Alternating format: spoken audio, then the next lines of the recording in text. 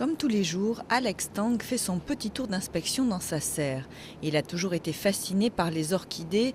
Elles sont devenues ses compagnes de loisirs lorsqu'il était ingénieur aux États-Unis. Depuis qu'il est rentré à Taïwan, il en vit.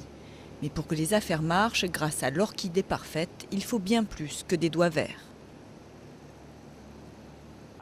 Les orchidées ont besoin d'un bon environnement pour bien pousser.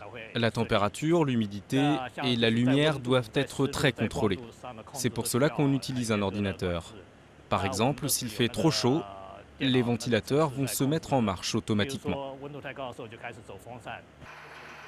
Taïwan est l'un des plus gros pays producteurs d'orchidées du monde et 2/3 de ses exportations sont faites de Phalaenopsis, l'orchidée papillon. De pousses faciles avec des fleurs qui durent entre 2 ou 3 mois, cette orchidée est devenue l'une des plus populaires. Tainan, dans le sud du pays, accueille chaque année une foire internationale aux orchidées, une foire qui attire des acheteurs du monde entier. L'occasion pour les producteurs de montrer leur dernière création. Quand vous croisez deux variétés d'orchidées, elles peuvent générer une grande variété de nouvelles fleurs. Et vous ne savez jamais à quoi ressemblera la nouvelle fleur avant qu'elle n'éclose.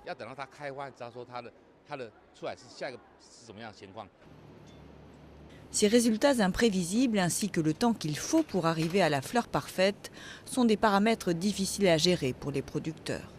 La mise sur le marché d'une nouvelle plante peut prendre 8 ans et il est difficile de prévoir quelle forme ou couleur séduiront un marché parfois capricieux. Mais les producteurs d'orchidées taïwanais sont persévérants et réussissent à attirer les grossistes à la recherche de la perle rare.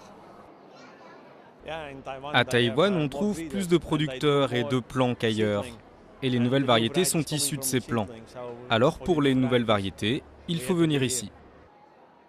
À Taïwan, il n'est pas seulement question de vendre et d'acheter des orchidées, il est aussi question de les aimer et de les bichonner.